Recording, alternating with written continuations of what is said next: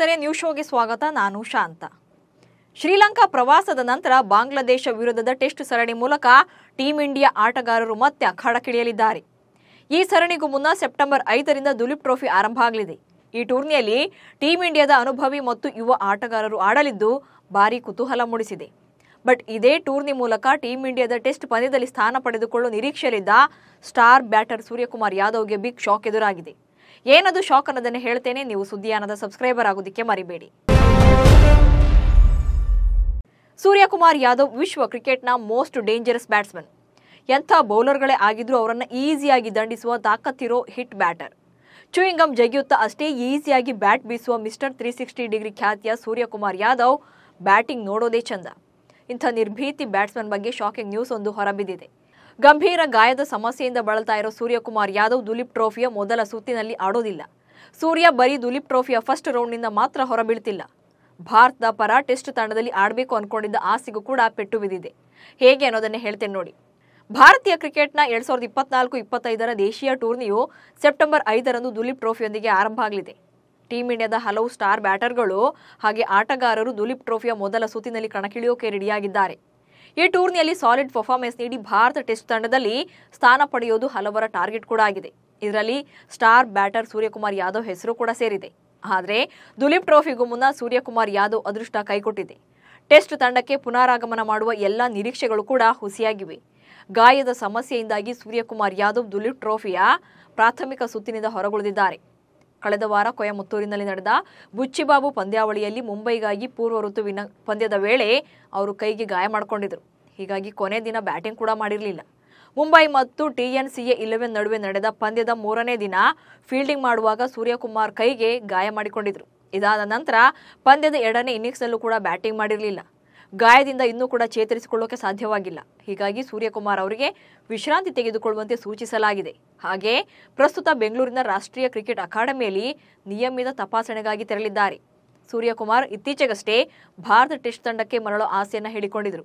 ನನಗೆ ಟೆಸ್ಟ್ ಕ್ರಿಕೆಟ್ನಲ್ಲಿ ಆಡಬೇಕು ಎಂಬ ದೊಡ್ಡ ಆಸೆ ಇದೆ ಎಂದಿದ್ರು. ಇದೇ ಕಾರಣಕ್ಕೆ ದುಲೀಪ್ ಟ್ರೋಫಿಯಲ್ಲಿ ಉತ್ತಮ ಪ್ರದರ್ಶನ ನೀಡುವ ಗುರಿಯನ್ನು ಹೊಂದಿದ್ರು. ಬಾಂಗ್ಲಾದೇಶ ವಿರುದ್ಧದ ಟೆಸ್ಟ್ಗೆ ಆಯ್ಕೆಯಾಗುವ ಕನಸನ್ನು ಕಂಡಿದ್ದ ಸೂರ್ಯನಿಗೆ ಗಾಯದ ಸಮಸ್ಯೆ ಆಘಾತ ನೀಡಿದೆ. ದುಲೀಪ್ ಟ್ರೋಫಿಯು ಮುಂದಿನ ಬಾಂಗ್ಲಾದೇಶದ ವಿರುದ್ಧದ ಟೆಸ್ಟ್ ಪಂದ್ಯಕ್ಕೆ ಭಾರತದ ಪ್ಲೇಯರ್ಸ್ ಆಯ್ಕೆಯಾಗೋಕೆ ಇದು ಅತ್ಯಂತ ಮುಖ್ಯವಾದ ಟೂರ್ನಿಯಾಗಿತ್ತು. ಸದ್ಯ ಗಾಯಗೊಂಡಿರುವ ಸೂರ್ಯಕುಮಾರ್ಗೆ ಇದು ಎಫೆಕ್ಟ್ ಆಗಬಹುದು. ಗೌತಮ್ ಗಂಭೀರ್ ಟೀಂ ಇಂಡಿಯಾದ ಮುಖ್ಯ ಕೋಚ್ ಆದ ಬಳಿಕ ಸೂರ್ಯಕುಮಾರ್ ಯಾದವ್ಗೆ T20 ಫಾರ್ಮೆಟ್ನಲ್ಲಿ ನಾಯಕತ್ವವನ್ನು ನೀಡಲಾಗಿದೆ. T20ಯಲ್ಲಿ ಅಷ್ಟೆಲ್ಲ ಹೊಡಿಬಡಿ ಆಟವಾಡುವ ಸೂರ್ಯ ಇದುವರೆಗೆ ಟೆಸ್ಟ್ನಲ್ಲಿ ಕೇವಲ ಒಂದು ಪಂದ್ಯ ಆಡುವ ಮಾತ್ರ ಅವಕಾಶವನ್ನು ಪಡ್ಕೊಂಡಿದ್ರು. ಕಳೆದ ವರ್ಷ ಆಸ್ಟ್ರೇಲಿಯಾ ವಿರುದ್ಧ ಈ ಪಂದ್ಯವನ್ನು ಆಡಿದ್ರು. ಆದರೆ ಆ ಪಂದ್ಯದಲ್ಲಿ ಕೇವಲ 8 ರನ್ ಗಳಿಸಲಷ್ಟೇ ಶಕ್ತರಾಗಿದ್ರು. ಇದಾದ ಬಳಿಕ ಒಂದೇ ಒಂದು ಟೆಸ್ಟ್ ಪಂದ್ಯವನ್ನು ಕೂಡ ಆಡೋಕೆ ಸೂರ್ಯನಿಗೆ ಅವಕಾಶ ಸಿಗಲಿಲ್ಲ. ಹೀಗಾಗಿ ಮತ್ತೆ ಟೀಮ್ಗೆ ಕಂಬ್ಯಾಕ್ ಮಾಡೋ ಚಿಂತನೆಯಲ್ಲಿದ್ರೂ ಕೂಡ ಗಾಯದ ಸಮಸ್ಯೆ ಶಾಕ್ ನೀಡಿದೆ. 2024ರ ವುಮೆನ್ಸ್ ಪ್ರೀಮಿಯರ್ ಲೀಗ್ನಲ್ಲಿ ರಾಯಲ್ ಚಾಲೆಂಜರ್ಸ್ ಬೆಂಗಳೂರು ತಂಡ ಚಾಂಪಿಯನ್ ಪಟ್ಟಕ್ಕೇರಿತ್ತು.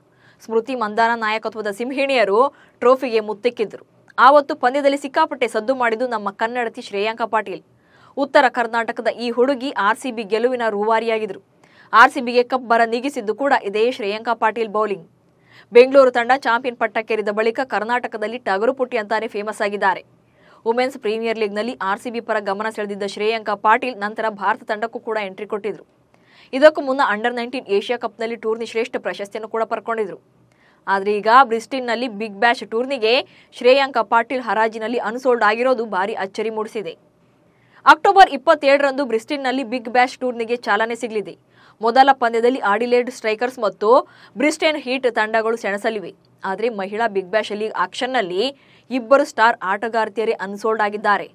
ಟೀಂ ಇಂಡಿಯಾದ ಮಹಿಳಾ ತಂಡದ ಕ್ಯಾಪ್ಟನ್ ಹರ್ಮನ್ ಪ್ರೀತ್ ಕೌರ್ ಹಾಗೆ ಸ್ಪಿನ್ನರ್ ಶ್ರೇಯಾಂಕ ಪಾಟೀಲ್ ಅನ್ಸೋಲ್ಡ್ ಆಗಿದ್ದಾರೆ. ಕಳೆದ 5 ಸೀಸನ್ಗಳಿಂದ ಹರ್ಮನ್ ಪ್ರೀತ್ ಕೌರ್ ಬಿಗ್ ಬ್ಯಾಶ್ ಟೂರ್ನಿಯ ಭಾಗವಾಗಿದ್ರು. ಆದರೆ ಈ ಬಾರಿ ಅನ್ಸೋಲ್ಡ್ ಆಗಿದ್ದಾರೆ. WPLನಲ್ಲಿ RCB ಪರ ಮಿಂಚಿದ್ದ ಶ್ರೇಯಾಂಕ ಪಾಟೀಲ್ ಖರೀದಿಗೂ ಕೂಡ ಯಾವುದೇ ತಂಡ ಮುಂದಾಗಿಲ್ಲ. ಹರ್ಮನ್ ಪ್ರೀತ್ ಕೌರ್ ಅವರು ಈ ಟೂರ್ನಿಯಲ್ಲಿ ಮೆಲ್ಬರ್ನ್ ತಂಡದ ಭಾಗವಾಗಿದ್ದರು. 2023ರ ಮಹಿಳಾ IPLನಲ್ಲಿ ಮುಂಬೈ ಇಂಡಿಯನ್ಸ್ಗೆ ಚೊಚ್ಚಲ ಮಹಿಳಾ IPL ಟ್ರೋಫಿಯನ್ನು ತಂದುಕೊಟ್ಟ ನಾಯಕಿ ಆಗಿದ್ರೂ ಕೂಡ ಈ ಬಾರಿ ಚಾನ್ಸ್ ಸಿಕ್ಕಿಲ್ಲ. ಆದರೆ ಮಹಿಳೆಯರ ಬಿಗ್ ಬ್ಯಾಶ್ ಲೀಗ್ಗೆ ಭಾರತದ ಮಹಿಳೆಯರ ಕ್ರಿಕೆಟ್ ತಂಡದ ಉಪನಾಯಕಿ ಸ್ಮೃತಿ ಮಂದಾನ ಸೇರಿ ಒಟ್ಟು 6 ಮಂದಿ ಭಾರತೀಯ ಆಟಗಾರ್ತಿಯರನ್ನು ವಿವಿಧ ತಂಡಗಳಿಗೆ ಸೇರ್ಪಡೆ ಮಾಡಿಕೊಳ್ಳಲಾಗಿದೆ. ಆಡಿಲೇಡ್ ಸ್ಟ್ರೈಕರ್ ತಂಡದ ಜೊತೆ ಸ್ಮೃತಿ ಒಪ್ಪಂದಕ್ಕೆ ಸಹಿ ಹಾಕಿದ್ದಾರೆ. ಹಾಗೆ ಹೇಮಲತಾ ಇದೇ ಮೊದಲ ಬಾರಿಗೆ ಬಿಗ್ ಬ್ಯಾಶ್ ಆಡ್ತಾ ಇದ್ದು ಆರಂಭಿಕ ಬ್ಯಾಟರ್ ಕೈಬಿಟ್ಟಿರೋದ್ರಿಂದ ಪರ್ತ್ ಸ್ವಾಚರ್ಸ್ ತಂಡ ಚಾನ್ಸ್ ನೀಡಿದೆ. ಇನ್ನು ವಿಕೆಟ್ ಕೀಪರ್ ಯಸ್ತಿಕಾ ಭಾಟಿಯಾ ಸಹ WBBLಗೆ ಪದಾರ್ಪಣೆ ಮಾಡ್ತಾ ಇದ್ದು ಮೆಲ್ಬರ್ನ್ ಸ್ಟಾರ್ಸ್ ತಂಡದ ಪರ ಆಡಲಿದ್ದಾರೆ. ಭಾರತ ರಾಷ್ಟ್ರೀಯ ತಂಡದ ಸಹ ಆಟಗಾರ್ತಿ ದೀಪ್ತಿ ಶರ್ಮಾ ಸಹ ಇದೇ ತಂಡದಲ್ಲಿದ್ದಾರೆ. ಬ್ರಿಸ್ಟೇನ್ ಹೀಟ್ ತಂಡ ಭಾರತದ ಶಿಖಾ ಪಾಂಡೆ ಅವರನ್ನ ತಂಡಕ್ಕೆ ಸೇರಿಸಿಕೊಂಡಿದೆ. ಬ್ರಿಸ್ಟೇನ್ ತಂಡದ ವೇಗದ ಬೌಲಿಂಗ್ ಪಡೆಗೆ ಬಲ ತುಂಬಲಿರುವ ಶಿಖಾ ಮಧ್ಯಮ ಕ್ರಮಾಂಕದಲ್ಲಿ ಬ್ಯಾಟಿಂಗ್ ಸಹ ಮಾಡಲಿದ್ದಾರೆ. ಮಹಿಳೆಯರ T20 ವಿಶ್ವಕಪ್ ಟೂರ್ನಿಗೆ ಆಯ್ಕೆ ಮಾಡಲಾಗಿರುವ ಭಾರತ ತಂಡದಲ್ಲಿ ಸ್ಥಾನ ಪಡೆಯದ ಶಿಖಾ ಸಂಪೂರ್ಣ ಬಿಗ್ ಬ್ಯಾಶ್ ಟೂರ್ನಿಯಲ್ಲಿ ಆಡಲಿದ್ದಾರೆ. ಇದೇ ತಂಡದಲ್ಲಿ ಜೆಮಿಮಾ ರಾಡ್ರಿಗಸ್ ಸಹ ಇದ್ದಾರೆ.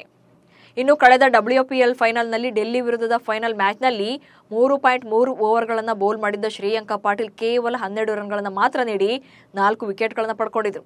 ವಿಶೇಷ ಅಂದರೆ ಈ 4 ವಿಕೆಟ್ಗಳೊಂದಿಗೆ ವುಮೆನ್ಸ್ ಪ್ರೀಮಿಯರ್ ಲೀಗ್ ಇತಿಹಾಸದಲ್ಲಿ 2 ಬಾರಿ 4 ವಿಕೆಟ್ ಪಡೆದ ದಾಖಲೆಯೊಂದು ಶ್ರೇಯಾಂಕ ಹೆಸರಿಗೆ ಸೇರ್ಪಡೆಯಾಗಿತ್ತು. ಅಂದರೆ ಶ್ರೇಯಾಂಕ ಅವರನ್ನು ಹೊರತುಪಡಿಸಿದರೆ ಬೇರೆ ಯಾವುದೇ ಆಟಗಾರ್ತಿ WPLನಲ್ಲಿ 2 ಬಾರಿ 4 ವಿಕೆಟ್ ಕಬಳಿಸಿರಲಿಲ್ಲ. 8 ಪಂದ್ಯಗಳಲ್ಲಿ ಬರೋಬ್ಬರಿ 13 ವಿಕೆಟ್ ಪಡೆದು ಈ ಟೂರ್ನಿಯ ಹೈಯೆಸ್ಟ್ ವಿಕೆಟ್ ಟೇಕರ್ ಅಂತ ಅನಿಸಿಕೊಂಡಿದ್ರು. ಪರ್ಪಲ್ ಕ್ಯಾಪ್ ಕೂಡ ಪಡೆದಿದ್ರು. ಬಟ್ ಬೌಲಿಂಗ್ ವಿಭಾಗದಲ್ಲಿ ಸಾಕಷ್ಟು ಹಿಡಿತ ಹೊಂದಿದ್ರೂ ಕೂಡ ಶ್ರೇಯಾಂಕ ಪಾಟೀಲ್ ಅನ್ಸೋಲ್ಡ್ ಆಗಿರೋದು ಈಗ ಅಚ್ಚರಿಗೆ ಕಾರಣ ಆಗಿದೆ. ಮುಡಾ ಹಗರಣದಲ್ಲಿ ಸಿಲುಕಿರುವ ಸಿಎಂ ಸಿದ್ದರಾಮಯ್ಯ ಮತ್ತೆ ಮೈಸೂರು ಚಾಮುಂಡೇಶ್ವರಿ ದೇವಸ್ಥಾನಕ್ಕೆ ಭೇಟಿ ನೀಡಿ ವಿಶೇಷ ಪೂಜೆ ಸಲ್ಲಿಸಿದ್ದಾರೆ. 23 ದಿನಗಳಲ್ಲಿ 2ನೇ ಬಾರಿಗೆ ಚಾಮುಂಡಿ ತಾಯಿ ದರ್ಶನ ಪಡೆದ ಸಿಎಂ ನಾಡದೇವಿಗೆ ವಿಶೇಷ ಪ್ರಾರ್ಥನೆ ಸಲ್ಲಿಸಿದರು.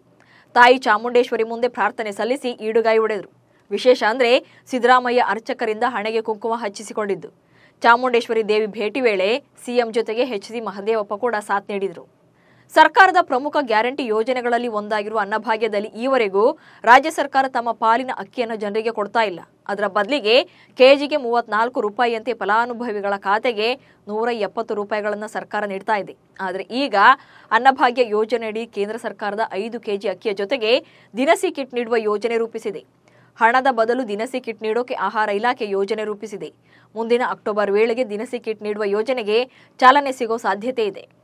ಕರ್ನಾಟಕದಲ್ಲಿ ದಿನೇ ದಿನೇ ಡೆಂಗಿ ಪ್ರಕರಣಗಳು ಹೆಚ್ಚಾಗ್ತಾ ಇದ್ದು ಡೆಂಗಿ ನಿಯಂತ್ರಣಕ್ಕೆ ರಾಜ್ಯ ಸರ್ಕಾರ ಪಣ ತೊಟ್ಟಿದೆ. ಇದೀಗ ಡೆಂಗಿಯನ್ನು ಸಾಂಕ್ರಾಮಿಕ ಕಾಯಿಲೆ ಎಂದು ಸರ್ಕಾರ ಘೋಷಣೆ ಮಾಡಿದೆ. ಇನ್ನು ಮುಂದೆ ಸ್ವಚ್ಛತೆ ಕಾಪಾಡದವರಿಗೆ ದಂಡ ಕೂಡ ಬೀಳಿದೆ. ಸಾಂಕ್ರಾಮಿಕ ರೋಗ ನಿಯಂತ್ರಣ ಕಾಯ್ದೆ 2020ಕ್ಕೆ ತಿದ್ದುಪಡಿ ಮಾಡಿ ಆಗಸ್ಟ್ 31ರ ಕರ್ನಾಟಕ ಗೆಜೆಟ್ನಲ್ಲಿ ಅಧಿಸೂಚನೆ ಹೊರಡಿಸಲಾಗಿದೆ. ಮನೆ, ಖಾಲಿ ಜಾಗ, ಕಟ್ಟಡದ ಬಳಿ ಸ್ವಚ್ಛತೆ ಕಾಪಾಡಬೇಕು. ಸೊಳ್ಳೆ ಸಂತಾನೋತ್ಪತ್ತಿ ಹರಡೋಕೆ ಅವಕಾಶ ನೀಡದಂತೆ ಕ್ರಮ ಕೈಗೊಳ್ಳಬೇಕು. ಒಂದು ವೇಳೆ ನಿಯಮ ಉಲ್ಲಂಘನೆ ಮಾಡಿದರೆ ದಂಡ ವಿಧಿಸಲಾಗುತ್ತೆ. ಪ್ರಧಾನಿ ನರೇಂದ್ರ ಮೋದಿ 3 ದಿನಗಳ ವಿದೇಶ ಪ್ರವಾಸವನ್ನು ಬ್ರೂನಿಯಿಂದ ಆರಂಭಿಸುತ್ತಿದ್ದಾರೆ. ಸೆಪ್ಟೆಂಬರ್ 3 ಮತ್ತು 4ರಂದು ಬ್ರೂನಿಯಲ್ಲೇ ವಾಸ್ತವ್ಯ ಹೂಡಲಿದ್ದಾರೆ. ಬ್ರೂನಿಯ ಸುಲ್ತಾನ್ ಹಸನ್ ಅಲ್ ಬೋಲ್ಕಿಯಾ ಅವರೊಂದಿಗೆ ಮಾತುಕತೆ ನಡೆಸಲಿದ್ದಾರೆ. ಪ್ರಧಾನಿ ಭೇಟಿ ವಿಶೇಷವಾಗಿ ಭಾರತೀಯ ವಲಸಿಗ ಸಮುದಾಯದ ಹಿತಾಸಕ್ತಿಗಳ ಮೇಲೆ ಕೇಂದ್ರೀಕರಿಸಲಾಗುತ್ತದೆ. ಭಾರತವು ಬ್ರೂನಿಯಿಂದ ಹೈಡ್ರೋಕಾರ್ಬನ್ಗಳನ್ನು ಆಮದು ಮಾಡಿಕೊಳ್ತಾ ಇದೆ. ಇದಾದ ನಂತರ ಪ್ರಧಾನಿ ಮೋದಿ ಬ್ರೂನಿಯಿಂದ ಸಿಂಗಾಪುರಕ್ಕೆ ಭೇಟಿ ನೀಡಲಿದ್ದಾರೆ. ತವರಿನಲ್ಲೇ ಪಾಕಿಸ್ತಾನಕ್ಕೆ ಭಾರಿ ಮುಖಭಂಗವಾಗಿದ್ದು ಟೆಸ್ಟ್ ಸರಣಿಯನ್ನು ಕ್ಲೀನ್ ಸ್ವೀಪ್ ಮಾಡಿದೆ ಬಾಂಗ್ಲಾದೇಶ. ಪಾಕಿಸ್ತಾನದ ವಿರುದ್ಧ ಐತಿಹಾಸಿಕ ಟೆಸ್ಟ್ ಸರಣಿ ಜಯಿಸಿದೆ. ಟೆಸ್ಟ್ಗೆ ಪದಾರ್ಪಣೆ ಮಾಡಿದ 23 ವರ್ಷಗಳ ಬಳಿಕ ಬಾಂಗ್ಲಾದೇಶ ಪಾಕ್ ವಿರುದ್ಧ ಗೆದ್ದ ಮೊದಲ ಟೆಸ್ಟ್ ಸರಣಿ ಇದಾಗಿದೆ. ಟೆಸ್ಟ್ ಆಡುವ ಟಾಪ್ 8 ರಾಷ್ಟ್ರಗಳ ಪೈಕಿ ವೆಸ್ಟ್ ಇಂಡೀಸ್ ವಿರುದ್ಧ ಮಾತ್ರ ಬಾಂಗ್ಲಾದೇಶ ಟೆಸ್ಟ್ ಸರಣಿಯನ್ನು ಗೆದ್ದಿತ್ತು. ಇದೀಗ ಪಾಕಿಸ್ತಾನ ವಿರುದ್ಧ ಕೂಡ ಬಾಂಗ್ಲಾದೇಶ ಟೆಸ್ಟ್ ಸರಣಿಯನ್ನು ಗೆದ್ದು ಐತಿಹಾಸಿಕ ಸಾಧನೆ ಮಾಡಿದೆ. ವಿಶ್ವ ಟೆಸ್ಟ್ ಚಾಂಪಿಯನ್ಶಿಪ್ 2025ರ ಫೈನಲ್ ಪಂದ್ಯಕ್ಕೆ ದಿನಾಂಕ ನಿಗದಿಯಾಗಿದೆ. ಮುಂದಿನ ವರ್ಷ ಜೂನ್ 11ರಿಂದ 15ರವರೆಗೆ WTC ಫೈನಲ್ ಪಂದ್ಯ ಜರುಗಲಿದೆ. ಇನ್ನು ಈ ಪಂದ್ಯಕ್ಕೆ ಇಂಗ್ಲೆಂಡ್ನ ಲಾರ್ಡ್ಸ್ ಮೈದಾನ ಆತಿಥ್ಯವನ್ನು ವಹಿಸಲಿದೆ.